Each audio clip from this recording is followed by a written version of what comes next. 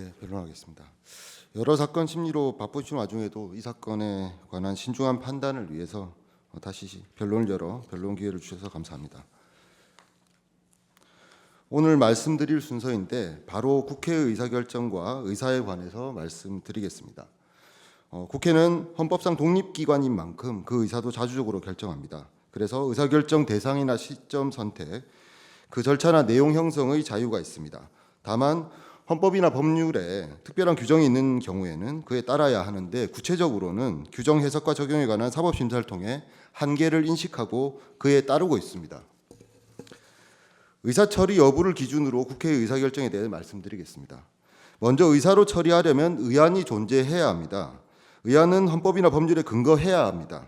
각 규정에 따라 의안이 성립되면 의사로 처리해 국회의 의사를 결정하고 있습니다. 이와 관련해서 국회가 합의제 기관이지만 국회의 의사결정을 모두 의사로 처리해야 하거나 할 수 있는 것은 아니고 의사로 처리하지 않는 경우도 있습니다. 대표적으로 국회의 인사추천, 지명, 위촉의 건이 있고 법률, 국회규칙, 국회규정상 사무에 해당하는 것들은 사안에 따라 다양한 방식으로 의사결정을 하고 있습니다. 그리고 이렇게 의사로 처리하지 않는 영역에서도 국회는 독립기관으로서 자율적으로 의사결정을 해왔습니다. 그러면 여러 사안들 중에서 소송과 관련해서 국회가 어떻게 의사결정을 해왔는지를 의사처리 여부를 기준으로 나눠서 말씀드리겠습니다. 먼저 의사로 처리하는 경우는 헌법이나 법률에 규정이 있는 경우인데 대표적으로 헌법재판 중 탄핵심판의 경우 그 대상, 사유, 절차를 헌법과 법률이 비교적 자세히 정하고 있어서 그것에 따라 의사로 처리하고 있습니다. 이외에 국회 증감법상 위증, 불출석, 국회 모욕, 고발의 경우에는 위원회에서 의사로 처리하고 있습니다. 다음으로 소송 중 권한쟁의 심판과 관련해서 국회에 대한 청구가 있는 경우, 그리고 각종 민사, 행정 소송과 관련해서 제소하거나 응소하는 경우, 그리고 형사 고발 등의 경우는 의사로 처리할 근거가 없어서 국회의장의 국회 대표권, 사무감독권에 따라 처리해 왔고 이 사건 권한쟁의 심판 청구도 마찬가지였습니다. 권한쟁의 심판 청구와 관련해서 심판과 관련해서 국회 의사결정에 대해 좀 더 자세히 말씀드리겠습니다. 먼저 전례를 보자면 국회가 청구하거나 참가한 사례는 없습니다. 국회에 대한 청구는 5건 정도 있었는데 국회에 대한 청구가 있는 경우에 응소 여부, 응소 시점, 응소 시 대응 방향, 그리고 구체적인 소송상 공격 방어 방법에 관하여 본회의 의결 없이 의장의 대표권, 사무감독권에 따라 처리해 왔습니다. 이 사건 청구와 관련해서 본회의 의결 없이 청구하게 된 배경을 말씀드리겠습니다. 첫째, 권한쟁의 심판 청구 여부, 청구 시점, 청구 내용을 의사로 처리할 헌법이나 법률상 근거가 없기 때문에 의안이 성립할 수 없습니다. 작년 10월 권한쟁의 심판 청구안이 제출된 일이 있었습니다. 그때도 같은 이유로 국회의사과에서 반려했었습니다. 그리고 명확한 근거가 없다 보니까 의사로 처리한다고 하더라도 어떤 절차를 거쳐야 하는지 혼선이 있을 수밖에 없고 이로 인한 논란이나 지연은 피하기 어려웠습니다. 결국 이 부분은 규정이 신설되거나 헌법재판소가 명확한 기준을 제시해 주시기 전까지는 의사로 처리하기 어렵다라고 판단했습니다. 둘째, 헌법재판관 선출한 의결로 국회의사는 대내외적으로 확정 공표되었습니다. 이 의사에는 헌법재판관 선출 후 대통령 또는 권한대행이 임명해도 그만, 안 해도 그만이라는 것이 아니라 형식적 임명 절차를 이행하면 되는 것이기 때문에 대통령 측의 임명까지 요구하는 의사도 당연히 포함되어 있습니다. 그런데 국회가 의사로 결정한 국회의사를 피청구인이 선별 임명, 임명 보류로 침해한 상황에서 국회의 대표인 국회의장으로서는 그 후속 절차를 진행할 권한과 책임이 있다고 본 것입니다. 셋째, 국회가 헌법재판의 당사자가 되는 경우는 헌법심판, 권한쟁의 심판 두 가지뿐입니다. 그런데 탄핵심판의 경우에는 아까 말씀드린 것과 같이 헌법과 법률에 비교적 상세한 규정을 두고 있어서 문제가 없습니다마는 권한쟁의 심판에 관련해서는 별다른 규정이 없습니다. 규정의 공백 상태인데 이런 입법의 불비 영역이라고 해도 국회가 헌법상 당사자로서 청구하는 것은 가능해야 하고 이런 규정의 공백 영역에서야말로 국회의 자율적 의사결정이 빛을 발하는 것이라 판단한 것입니다. 네 번째로 이미 국회가 권한쟁의 심판 청구의 피청구인으로서 여러 차례 본회의 의결 없이 소송 행위를 했음에도 헌법재판소도 적법하다는 전제에서 판단을 해왔습니다. 그래서 국회의 청구와 국회에 대한 청구를 달리 취급한다는 명문의 규정이 없는데 청구만 본회의 의결을 거쳐야 한다고 볼 수는 없었습니다. 민사행정 사건의 경우 응소하는 경우는 물론이고 제소하는 경우도 본회의 의결 없이 처리하고 있다는 점도 고려했습니다. 또 국회 규칙이나 규정상으로도 헌법재판 관련 업무는 사무로 처리하고 있어서 국회의장이 권한쟁의 심판 청구가 필요하다고 판단한 것에 따라서 사무 처리도 가능한 상황이었습니다. 마지막으로 이 사건 청구는 단순히 국회가 권한 침해를 확인받고자 하는 것이 아니라 헌정질서 회복을 위해 기묘한 헌법재판소의 안정성을 확보하기 위해 반드시 해야 하는 것이라고 판단했습니다. 헌법재판소 구성에 책임 있는 기관으로서 국회는 대체할 수 없는 헌법재판소의 중요성을 고려해서 다양한 심판 불능 상황을 피하고 우발 상황에 대해 대비해야 할 책임이 있습니다. 또 헌법재판소의 권위를 확보하고 심판의 공정성, 객관성, 신뢰를 제고하는 데 이 사건 청구가 시급하다고 판단했습니다. 이런 이유들을 종합해서 이 사건 청구가 필요하고 가능하다고 판단해서 청구하게 된 것입니다.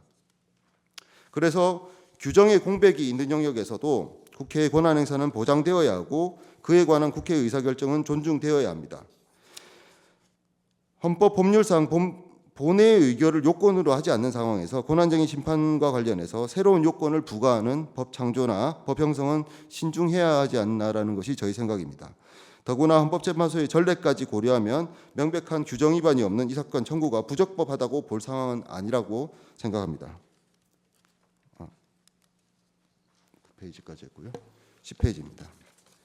이제 국회의 헌법재판관 선출 절차와 관련한 관행의 부존재에 대해 간략하게 말씀드리겠습니다. 먼저 국회법은 의장이 각 교섭단체 대표위원과 협의해서 헌법재판관 선출안을 제의하도록 하고 있습니다. 국회법상 협의는 동의 합의와 명백하게 구분해서 사용하고 있습니다. 물론 협의라고 해도 당연히 합의를 지향해야 하지만 합의를 강제하는 것은 아닙니다. 명문상 협의로 규정해뒀음에도 이를 합의로 운영해야 한다는 주장을 넘어서 합의가 아니니까 따르지 않아도 되겠다, 따르지 않겠다라고 하는 것은 초법적이고 정치적인 주장에 불과합니다. 국회에서 헌법재판관을 선출할 때의 절차 진행 개요인데요. 구체적인 경과 설명 시 말씀드리기로 하고 넘어가도록 하겠습니다.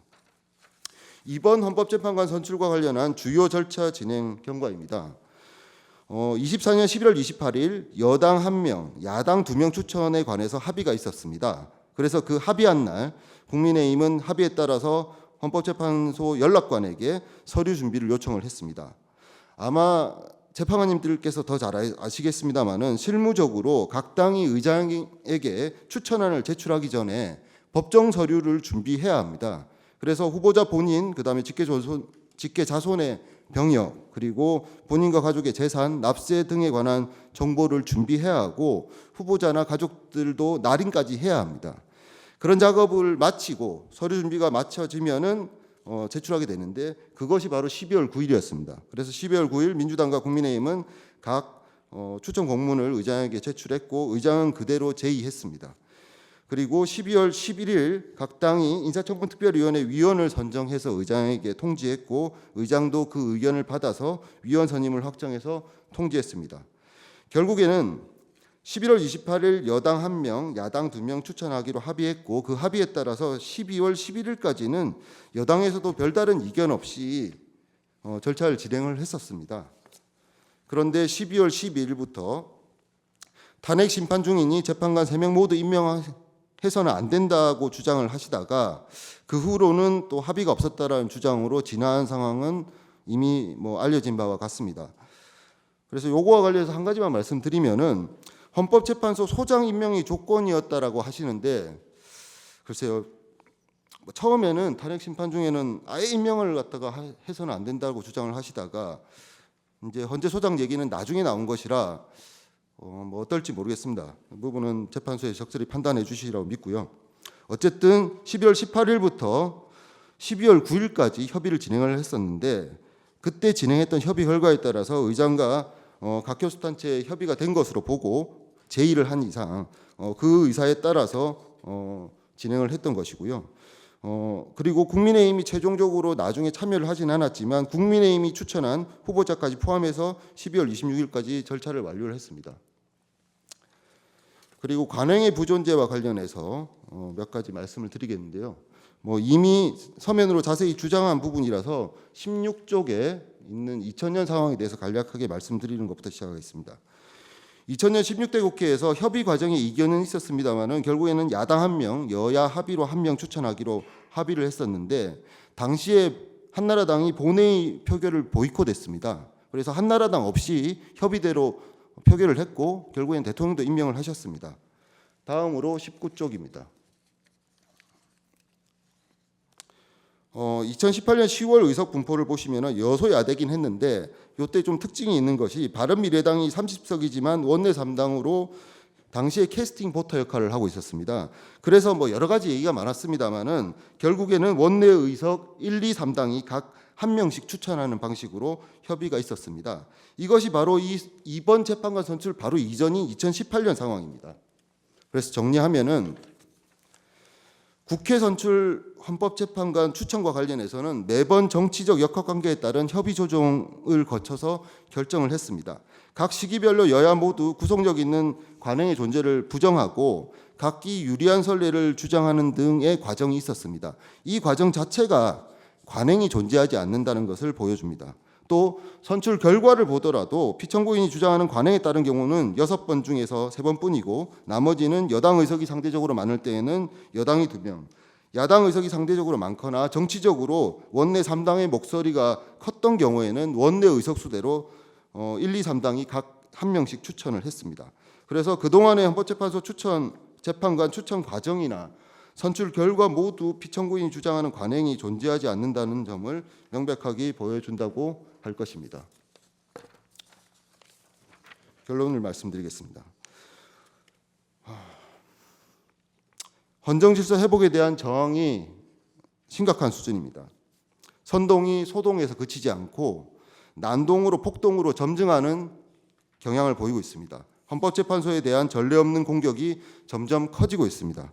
그런 공격들 중에서 상당수는 헌법재판소의 심판기능 정지를 목적으로 하는 것이어서 구체적인 대책 마련이 필요하다고 생각합니다. 유력 정치인들이 헌법재판소의 권위를 훼손하는 발언도 하고 있는데 도를 넘고 있습니다. 최상목 대행께서도 그 내심은 모르겠습니다만 어쨌든 대외적으로 헌재가 인용 결정을 해도 임명 거부를 하거나 임명 지연을 할 수 있다라는 입장을 취하고 있는 걸로 보입니다. 헌재 결정은 감탄 고토의 대상이 아닙니다. 이것이 법치고 헌정 질서인데 헌법재판소 결정을 어쩌면은 힘으로 밀면은 꺾을 수 있는 듯한 언사를 정부 여당에서 중책을 맡고 계신 분들이 대놓고 하는 것이 바로 현재 우리가 처한 현실을 그대로 보여준다고 생각합니다. 그래서 불복 가능성을 차단하는 결정이 필요합니다.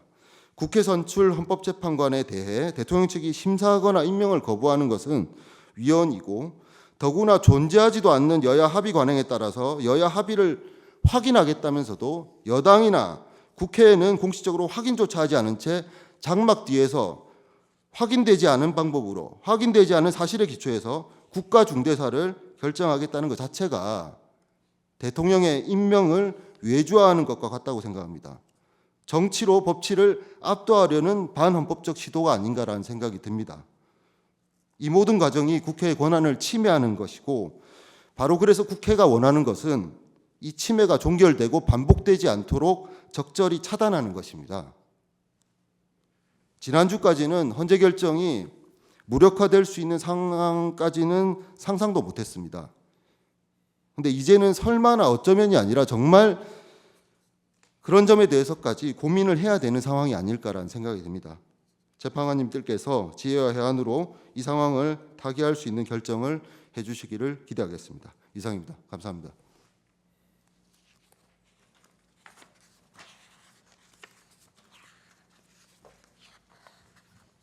피청구인 15분 해주십시오.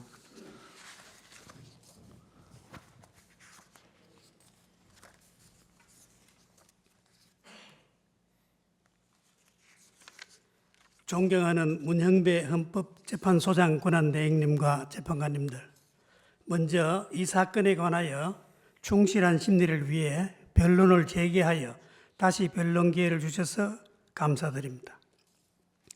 다만 국회의장이 국회 본회의 의결 절차를 거치지 아니하고 국회 이름으로 권한쟁의 심판을 청구할 수 없다는 절차적 흠결이 있는지 여부는 우리 헌정사상 처음으로 제기된 국회의 대통령에 대한 권한쟁의 심판 청구에서 반드시 해결되어야 할 법리적 쟁점이어서 뒤늦게 이를 제기한 점을 이해해 주시기 바랍니다. 청구인은 국회의장이 국회의 대표자이므로 국회 본회의 의결 절차 없이 국회의 이름으로 권한쟁의 심판을 청구할 수 있다고 주장합니다. 그러나 국회는 대의민주주의 원칙에 따라 국민의 다양성을 반영하는 합의체 결정기관이므로 국회의 대외적 권한은 국회 내 의결을 통하여 행사되어야 합니다. 헌법과 국회법의 규정에 따르면 국회의장은 국회의 의사를 정리할 권한이 있을 뿐 직무 권한을 넘어 본회의 의결을 거치지 않고 국회의원들의 의사를 대표하거나 대체할 수는 없습니다. 국회는 헌법 41조에 따라 선출된 국회의원으로 구성됩니다. 이러한 점에서 국회는 국민 대표성이 가장 강한 기관이자 민주주의에서 핵심적인 대의기관입니다. 헌법 49조는 국회는 헌법과 법률에 특별한 규정이 없으면 재적의원 과반수의 출석과 출석의원 과반수의 찬성으로 의결한다고 규정하고 있습니다. 따라서 헌법과 법률에 의하여 의결 정족수에 관한 특별한 규정이 있는 경우를 제외하고는 이와 같은 일반 의결 정족수 규정에 따라 국회는 의사를 결정하고 행사합니다. 대의민주주의에 따라 국민의 전체의 대의가 이루어지기 위해서는 모든 국회의원이 국회의 의사 형성 및 결정에 참여할 기회가 필요합니다. 이는 국민의 다양성을 국회의 의사결정에 반영하기 위한 당연한 귀결입니다. 결국 국회의 권한은 국회 내 의결을 통해서 외부기관과의 관계에서 행사되는 것입니다. 국회의 결정은 선출된 의원 전체로 구성되고 의원 모두가 참여하는 본회의에서 결정되어야 하고 권한쟁의 심판 청구는 헌법 법률에 특별한 규정이 없으므로 헌법 49조의 일반 의결 정족수에 따라 그 의사가 결정되어야 합니다. 권한쟁의 심판 청구는 합의체인 국회에서 다수결을 통해서만 가능하므로 침해된 권한을 회복하려는 소수당의 시도는 다수결에 의해 좌절될 수 있어서 제3자 소송 담당이 필요하다는 헌법학자들의 견해도 많습니다. 이는 헌법이나 법률에 규정이 없다 하더라도 권한쟁의 심판 청구는 국회에서 일반 의결 정족수에 따른 의결이 필요하다는 전제 아래 제3자 소송 담당이 필요하다는 주장입니다. 다음으로 국회의장과의 지위와 권한에 대해서 보겠습니다. 국회법 10조 11조에 따르면 의장은 국회를 대표하고 의사를 정리하며 질서를 유지하고 사무를 감독하며 위원회에서 발언할 수 있습니다. 그 밖에도 정기국회 집회, 권고권 등 여러 가지 권한이 있습니다. 그러나 국회의장에 이런 권한이 있다 하더라도 합의제 헌법기관인 국회의 의사를 단독 또는 직권으로 표시할 권한은 없습니다. 국회의 의사는 국회의원 전체를 구성원으로 하는 본회의를 통해 결정되는 것이지 국회의장이 이를 거치지 않은 채 국회의원들의 의사를 대표하거나 대체할 수는 없기 때문입니다. 정구인도 이 사건 심판 청구가 국회 본회의 의결 없이 국회의장 직권으로 국회의 이름으로 제기된 것은 인정하고 있습니다. 그러나 헌법과 국회법에서 국회의장에게 그러한 권한을 부여하고 있지 않으므로 국회의 권한이 침해되었다는 이유로 국회의 이름으로 권한쟁의 심판을 청구하기 위해서는 국회 내 의결을 반드시 거쳐야 합니다. 헌법재판소 98 헌나 1결정에서 국회가 침해된 권한을 회복하기 위해서는 국회의 의결을 거쳐서 할 수 있다라고 한 판시는 이 사건 쟁점에 대해서 큰 의의가 있는 것이라고 하겠습니다. 결국 국회의장이 국회 본회의 의결 절차를 거치지 않은 채 국회 이름으로 제기한 이 사건 권한쟁의 심판 청구는 그 자체로 헌법 41조 1항 49조를 위반한 것이고 국회의원의 헌법상 권리인 심의표결권을 침해하여 위법하다고 할 것입니다. 청구인은 국회가 재판관 후보자를 선출한 것은 권한쟁의 심판 청구권까지 국회의장에게 유보한 것이라는 취지로 주장합니다. 그러나 국회가 본회의에서 재판관 후보 3명을 선출한 것은 헌법 111조 3항에 따른 절차를 이행한 것일 뿐이고 피청구인이 후보자를 임명하지 않을 경우 권한쟁의 심판 청구를 할 수 있다는 의사까지 결의한 것으로 볼 수는 없습니다.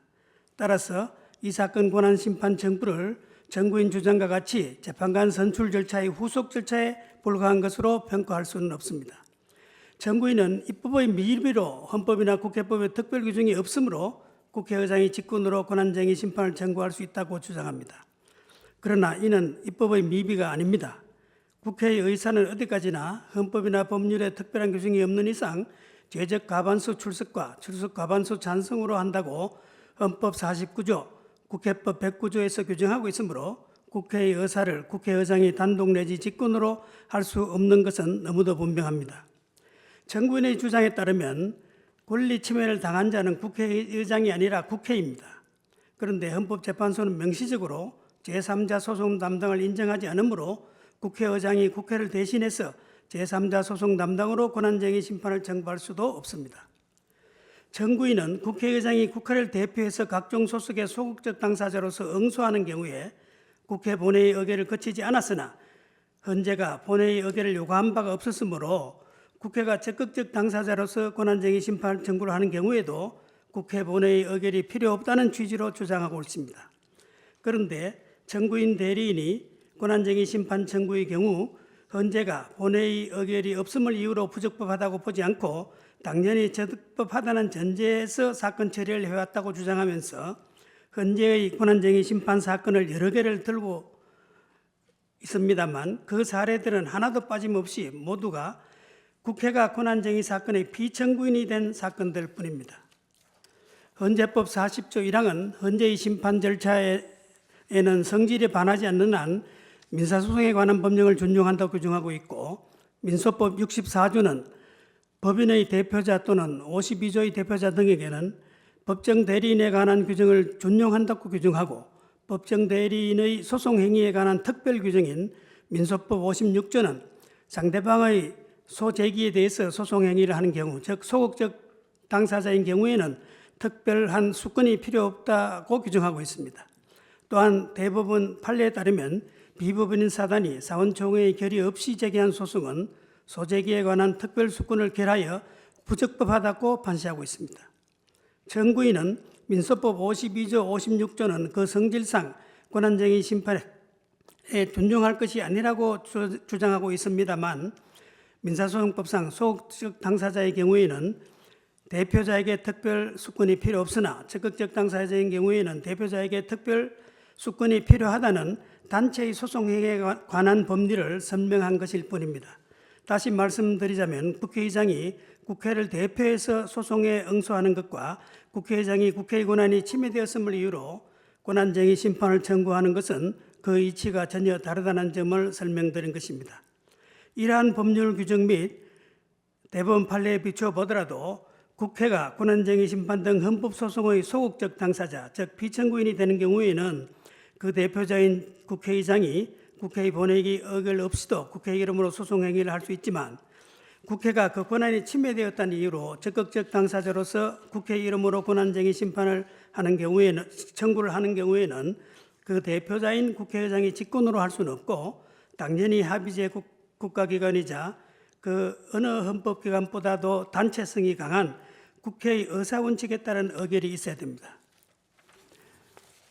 청구인의 주장처럼 만일 국회의장이 국회 의결 없이 단독으로 권한쟁의 심판을 청구할 수 있다고 한다면 국회의 구성원인 국회의원들 다수가 국회의 권한이 침해되지 않았다고 판단하고 있음에도 국회의장이 국회의 권한이 침해했다는 이유로 국회의원들의 의사 없이 권한쟁의 심판 청구를 할 수 있다는 결론에 이르게 되는데 국회의원 다수의 의사와 국회의장의 의사가 다를 경우에도 국회의원 다수의 의사에 반하여 국회의장이 단독으로 권한쟁의 심판 청구를 할 수 있다는 것은 전혀 논리적이지 않습니다. 청구인들은 국회 사무처 직제 국회규칙 240조가 국회의장이 국회의 의결을 거치지 아니하고 권한쟁의 심판을 청구할 수 있는 근거 규정이라고도 주장하고 있습니다. 그러나 국회 사무처 직제는 국회 사무처법에 따라 국회 사무처의 하부 조직과 그 분장 사무 등 국회 사무처 운영에 관한 운영에 필요한 사항을 규정하는 것을 목적으로 하는 국회 규칙일 뿐 국회의 의사에 관한 규정이 아니므로 청구인 정주장은 이유 없습니다. 설령 견해를 달리하신다 하더라도 청구인은 재판관 설중권, 헌법재판소 구성권이 침해되었다고 주장합니다만 피청구인이 청구인의 권한을 침해했다고 볼 수 없으므로 이 사건 청구는 기각되어야 합니다. 먼저 청구인이 침해당하였다는 헌법재판소 재판관 선출권에 대해서 보겠습니다. 국회는 24년 12월 26일 정계선, 조한창, 마은혁 재판관 후보자를 선출 완료하였습니다. 결국 청구인의 헌법재판소 재판관 선출권은 이미 본회의 의결을 통해 행사한 것이고 효력이 즉시 발생하였습니다. 따라서 피청구인의 부작위로 인하여 권한이 침해될 여지는 없습니다. 다음으로 청구인의 헌법재판소 구성권이 침해되었는지 살펴보겠습니다. 헌법 111조 2항은 대통령에게 재판관 전원의 임명권을 부여하고 있고 제3항에서 국회는 3인의 선출권을 선출할 권한만 보유한다는 것을 명백하게 규정하고 있습니다. 청구인이 주장하는 국회의 헌법재판소 구성권은 어디까지나 헌법재판소장 임명에 관한 동의권 및 헌법재판소 재판관 3인에 대한 선출권만을 의미하며 국회 목 재판관 3인의 최종적인 임명권까지 포함한다고 볼 수는 없습니다. 이와 관련하여 국내 유수의 헌법학 교과서에도 국회의 헌법재판소 구성권에 관하여 헌재 소장 임명에 대한 동의권 및 재판관 3인에 대한 선출권만을 언급하고 있으며 3인의 최종적인 임명권에 대해서는 어떠한 설명도 하지 않고 있습니다. 청구인이 침해당했다고 주장하는 권리는 청구인인 국회의 권리이므로 침해된 권리의 회복을 위한 권한쟁의 심판은 국회의 의결을 거쳐야 청구할 수 있습니다.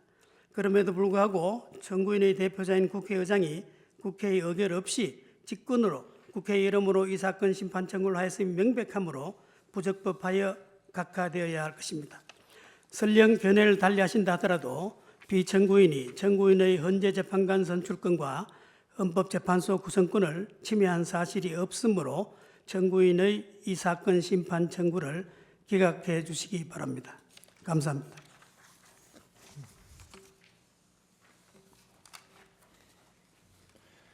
청구인 대리인에게 질문을 하겠습니다. 2월 6일자 변론 요지서 말미에 다만 재판부께서 본회의 의결이 필요하다고 판단하신다면 이 사건 권한쟁의 심판 청구의 험결을 보완할 수 있는 기회를 주셨으면 합니다. 이렇게 하셨습니다. 네네. 그 의미가 무엇입니까? 만약에 재판부께서 그 본회의 의결이 필요하다고 하신다고 하면은 국회에서는 본회의 의결을 할 수 있는 지금 준비를 하겠다라는 말씀을 드리는 겁니다. 본회의 의결에 어느 정도 시간이 걸릴 것이라고 예상합니까? 그건 사실은 이제 여야가 협의를 좀 해야 될 문제라서 사실은 조금 그 기간을 딱 말씀드리긴 어려운데요. 지금 현재 바로 그냥 이견 없이 된다고 해도 한 2주 이상은 걸리지 않을까 싶습니다. 예. 낼 의향이 있다면 내십시오. 이상으로 변론을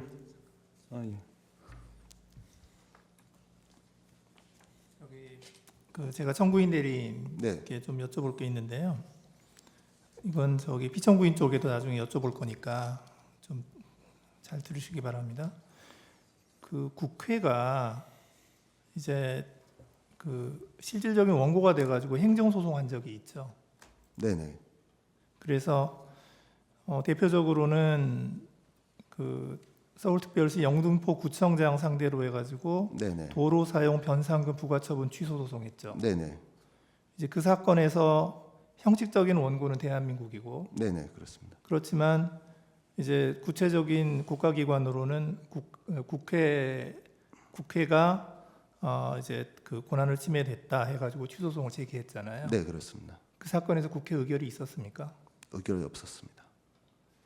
그 피청구인 대리인께 여쭤보는데요. 네.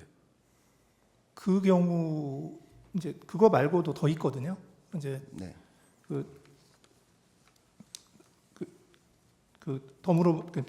더 사례를 좀 말씀을 드리면 그 한강사업 본부장을 상대로 해서 하천 점용료 부과처분 취소 소송한 적도 있죠.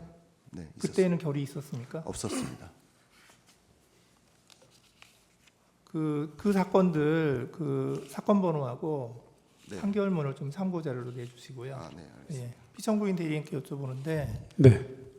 그 경우도 지금 국회가 실질적으로 원고가 돼가지고 그 국회의 권한이 국회의 권리가 침해되었다라고 해서 행정소송을 제기했는데 그 사안에서 결의 없이 그냥 그 판결까지 다 진행이 됐거든요. 네. 이제 그 사안하고 지금 이 권한쟁의 그 청구하고는 뭐가 다른가요? 같은 거 아닌가요? 재판님, 그거는 아마 지금 말씀하시는 그 사건의 경우에는 국회의 권리가 침해돼 가지고 민사소송 또는 행정소송을 제기한 것이고, 이것은 좀 권한이 침해됐다는 이유로 그 다른 권한이 아니라 국회의 권한이 침해됐다는 이유로 권한쟁의 신청을 한 거기 때문에 다른 건가요? 성질이 완전히 다르다고 봅니다. 권리와 권한이 완전히 다르다고 봅니다. 어떻게 그러니까 다르죠? 예를 든다면은 약간 국회의 어떤 뭐 유리창을 깨가지고 국회 이름을 민사소송을 제기한 적거지 당사자 되었다 하는 그건 권리가 침해된 것이기 때문에 그냥 의결 없이 국회의 사무로서 바로 국회의장이 국회를 대표해서 할 수 있지만, 지금 이 사건의 경우에는 국회의 권한이 침해됐다고 헌법상에 지금 있는 권한쟁의 심판을 청구한 것입니다. 그래서 이 국회의 권한이라는 것은 국회의 의원들이 다수로 의결된 국회 본회의에서 의결되지 않으면 다르다. 그래서 아까 말씀드린 것처럼 이 국회의 어떤 민사상의 권리 또는 행정법상의 권리하고 이 사건 헌법상의 권한이 침해된 거하고는 완전히 성격이 다른 것이다. 그래서 모든 적극적 다수의 경우에 당연히 국회가 본회의에 의결을 거친다고 저희는 주장하지 않습니다. 지금 재판관이 말씀하신 것처럼 그런 행정소송의 당사자라든지 또 민사소송의 적극적 당사자에 대해 가지고 하는 경우에는 그건 국회의 그냥 사무이기 때문에 국회의장이 국회를 대표해서 청구를 할 수 있습니다만, 이것은 그러한 권리 침해가 아니라 국회의 권한, 그러니까 국회라는 것은 국회의원 전원이 합의체로 구성된 합의제 기관인데 그 권한이 침해됐다는 것이기 때문에 국회의장이 국회의원들의 의사를 묻지 않고 국회의 권한을 국회를 대표해서 청구할 수 있다는 생각하지 않습니다. 그래서 본질적으로 말씀드리면 권리와 권한의 차이라고 좀 말씀드릴 수 있습니다.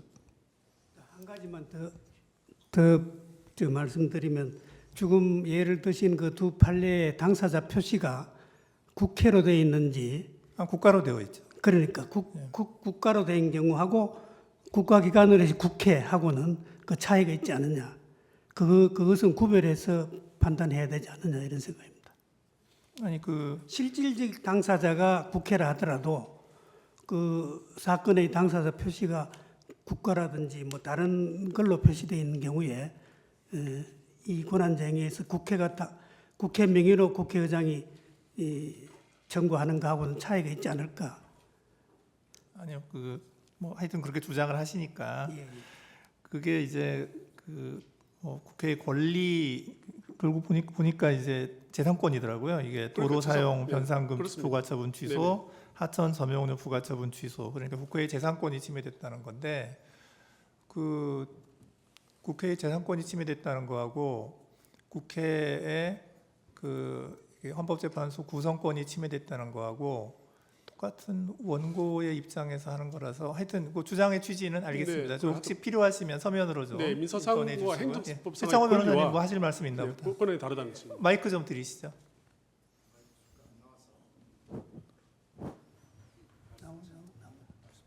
예. 이제 주식회사에서 회사의 대표가 회사의 어떤 권리가 침해됐다고 해서 민사소송을 제기하는 것과 지금 권한쟁의에서의 이 국회의 의결이 있어야 한다는 것은 국회 회의체 300명 국회의원의 회의체의 의결 없이 제3자 소송 담당으로서 의장께서 권한쟁의 심판을 청구할 수 있는 것이냐, 그러니까 손해배상을 청구하는 것, 행정소송을 제기하는 것과 다르다라고 저는 생각합니다. 그러니까 회의체로서 국회의 손해가 발생했느냐, 아니면 회의체로서의 그 국회의원들의 총유적인 의미에서의 의사에 대한 의결이 있었느냐 하는 점에 있어서는 다르다고 생각합니다. 재판관님, 그 점에 조금 보완 설명드리겠습니다. 지금 아무래도 서면으로 저희가 그 내용을 밝혀야 될 것 같은데요. 아까 말씀드린 것처럼 지금 재판관님께서 언급하신 내용은 주로 어떤 행정법상의 어떤 권리 또는 민사상의 권리가 침해된 경우에 적극적 당사가 된 경우를 의미하시는 것 같습니다. 그런데 이것은 지금 공법상에 더구나 헌법상에 국회의 권한이 침해됐다는 것이기 때문에 그 국회라는 것은 어떤 사적인 어떤 그 주체로서 사적인 권리 주체로서의 국회가 아니라 이런 공법상에 국회의 권한으로 헌법이 규정된 그 권한이 침해됐다는 것이기 때문에 국회의 의사결정이 필요하다는 그런 취지입니다. 상세한 것은 참고 좀 제출하겠습니다. 예, 서면으로 좀 내주시고요. 여기 이거 질문하신 게 조금 재판님 기회를 주시면 조금 조거에 대해서 간략하게만 아니 됐습니다. 예, 그 저기 네. 지금 여기서 말로 지금 할 수 있는 게 아니어서 법적인 서면으로 좀 내주시면 예, 제가 잘 살펴보겠습니다. 네. 예. 자, 요거를 좀 조금 더 확대해 주실래요? 예, 저기 보면 예, 그대로 놓으시면 돼요. 예. 저기 보면은 저게 갑제 28호의 1호증인데 헌법재판소 재판관 마은혁 정계선 조한창 선출에 관한 인사청문 특별위원회 위원 선임의 건 이래가지고 더불어민주당 대표의원이 이제 직인을 찍어서 이제 그 더불어민주당 의원들 중에서 인사청문 위원을 추천하는 공문이에요. 저게 날짜가 아래쪽 좀 12월 11일자입니다. 12월 10일입니다. 10일에 이제 그 의장한테 보냈죠. 그리고 나서 그 다음 장 뒷면 좀 보여주실래요?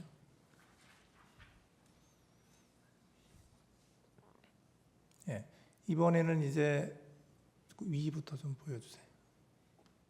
국민의힘에서 보낸 대외 공문인데요. 거기에서도 역시 마은혁, 정계선, 조한창 이래서 인사청문 위원을 그 위원장도 추천했고 간사도 추천했고 위원도 추천을 했는데 요구한 날짜가 12월 11일 그 다음 날이네요. 그래서 저기 보면 세 사람을 다 같이 국민의힘에서 기재를 하고 위원 선출의 공문까지 보냈는데 저거를 보면 그 당시에 그 국민의힘도 그 합의를 한 거 아닌가 하는 생각이 좀 들어요. 저 이제 오늘 제출한 서류여서 그래서 제가 좀 말씀을 드리는데 저거를 보면 세 사람 이름이 다 있는데 합의가 돼 있는 것처럼 보여서 네, 답변 드릴게요. 예, 뭐 의견이 있으면 좀 네, 말씀하시죠. 저희가 뭐 거기에 대해서는 준비 서면이라기보다는 2월 6일자 제출한 추경호 전 국민의힘 원내대표의 진술서, 그 다음에 권성동 원내대표의 진술서에 저 경우에 관해서 상세하게 진술되어 있습니다. 그래서 그 내용을 좀 참고해 주길 바라고요.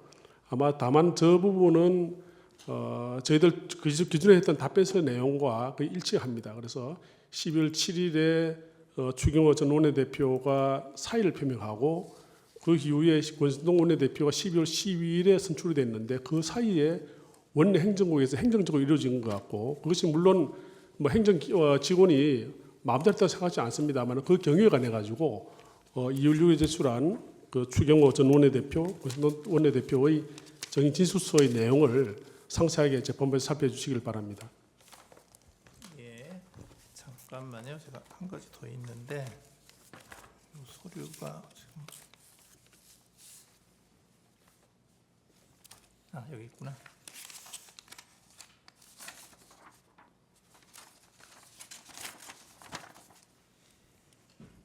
아까 그건 주세요. 자, 주시고.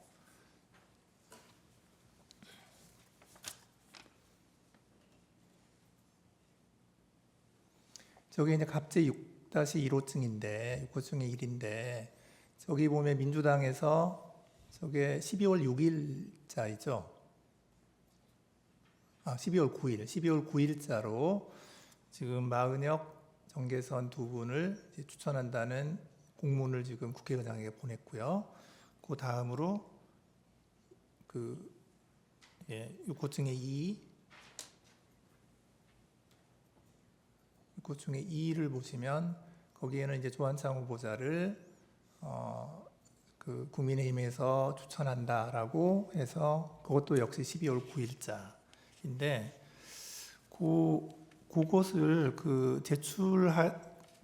국민의힘에서 제출하게 되는 경위에 대해서 좀 추가로 그 말씀을 좀 해주시고요. 그다음에 이게 지금 그 행정 절차에 따른 대외 공문, 위에 보면 대외 공문이라고 되어 있거든요. 네, 대외 공문인데 저런 문서가 그 합의가 없는 상태에서 그게 제출될 수 있는 것인지, 그러니까 저걸 제출한 구체적인 이유가 어떤 것인지 하는 거에 대해서 저희가 좀 궁금해서요. 네, 또 마찬가지 답변도 되겠습니까? 네네. 마찬가지로 그 부분에 대해서 상세한 것은 2월 6일에 제출한 추경호 전 원내대표, 권신동 대표의 정진수서에 보게 되면 저 경우가 상세하게 진술되어 있습니다. 간략하게만 요약만 말씀을 드린다면은 12월 7일까지 있었던 상황이 추경호 전 원내대표와 더불어민주당 박신다 원내대표 사이에 이 처음에 헌법재판관 1인 할 것이냐, 1대1로 할 것이냐, 또는 1대1 그리고 합의를 할 것이냐가 논의를 하다가 1대1 하면은 문제가 없는데 나머지 한 분에 대해서는 9분이 다 이제 헌재가 완전체로 되기 때문에 헌법재판소장을 어느 분으로 할 것이냐에 관해 가지고 논의를 하시던 것 같습니다. 그래서 전현직 재판관님 중에 이렇게 논의가 됐던 것 같고 그 과정에서 12월 7일 날 아까 말씀드린 대통령에 대한 탄핵 소추가 한번 무산된 이후에 추경호 원내대표가 사임을 하시고 그 이후에 12월 12일에 권신동 원내대표가 새로 선출됐는데 지금 말씀드린 12월 9일자와 12월 10일자 공문은 그 사이에 공백해 있었던 상황 같습니다. 그래서 이 새로 권신동 원내대표가 취임하신 이후에 국회의장을 방문하고 박찬대 더불어민주당 원내대표와 만나가지고 종전 원내대표와의 양당 합의를 확인하는 과정에서 야당에서 그러한 헌재 소송에 관한 논의는 없다, 그런 합의를 한 적이 없다고 부인하고 나옴으로써 국민의힘에서는 인사청문회에 동의할 수 없다. 그리고 인사청문회 개최에도 동의를 못하기 때문에 들어가지도 못하고 또 본회의도 아마 표결에 참여하지 않은 것 같습니다. 그래서 그 상세한 경우에 관해 가지고는 그 진술서를 좀 재판님께서 좀 상세하게 참조해 주시길 바랍니다. 지금 여쭤보는 네. 그 핵심은 뭐냐면 네. 그러니까 지금 합의가 다 완전히 안 됐다는 것인데 왜 공문을 보냈느냐 이거죠.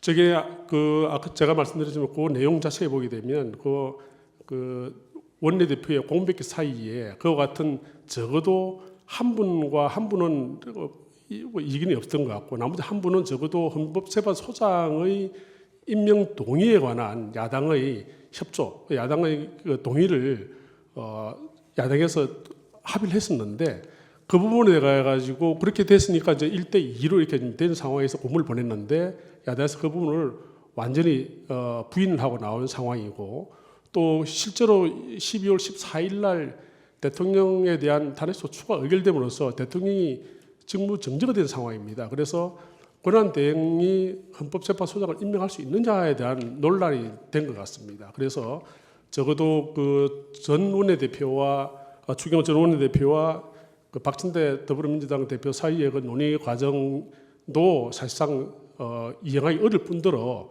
더불어민주당 원내대표께서 그 부분에 대해서 부인하고 나와가지고 국민의힘에서는 그러면 이것은 한 분에 대해서는 적어도 합의가 안 된 것이다 이렇게 된 것 같습니다. 그래서 그러니까 합의가 안 됐으면 공문을 안 보냈었어야 되죠. 그것은 아마 실무적으로 아까 말씀드린 그 원내대표의 공백기 사이에 그 적어도 야당에서 그걸 또 동의를 해주는 전제로 보냈는데 지금 야당에서 그것을 부인하고 나와가지고 저희는 그 부분은 합의가 안 된 것이다 또는 합의가 무효화된 것이다 또는 야당이 그 조건을 위반한 것이다 이렇게 지금 주장하고 있는 것 같습니다. 네, 알겠습니다. 네, 이상입니다. 예, 이상으로 이 사건 변론을 종결하겠습니다. 당연한 이야기지만 선고 시기는 재판부 평의에서 정해지고 정해지면 당사자에게 통지하겠습니다. 이상입니다.